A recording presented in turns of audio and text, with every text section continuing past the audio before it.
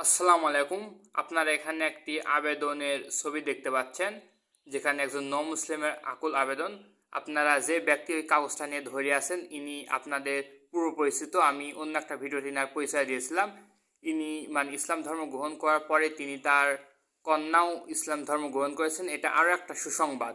তার কন্যা তিনি যখন হিন্দু ছিলেন তখন তিনি হিন্দু পরিবারে তার কন্যাকে বিয়ে দিয়েছিলেন এবং তার হিন্দু স্বামী তাকে দীর্ঘ 20 বছর যাবৎ অমানবিক শারীরিক এবং মানসিক নির্যাতন করেন এবং তাকে 15 বছরের সন্তান সমেত তাকে বাড়ি থেকে বের করে দেন। তারপর তার কন্যা তিনিও ইসলাম ধর্ম গ্রহণ করেন এবং কিন্তু তার সমস্যা হচ্ছে তার কোনো বাড়ি নেই এবং বাড়ি করার মতো টাকাও নেই। এখন আপনারা এনার সহযোগিতা এগিয়ে আসুন, তিনি যাতে একটি বাড়ি করতে পারেন, এজন্য আপনারা তাকে আর্থিক সহযোগিতা করেন। দেখেন, এখানে আপনাদের নিবেদক মুসলিম মোসাম্মদ সিনা খান, তার ফোন নাম্বার দেওয়া আছে।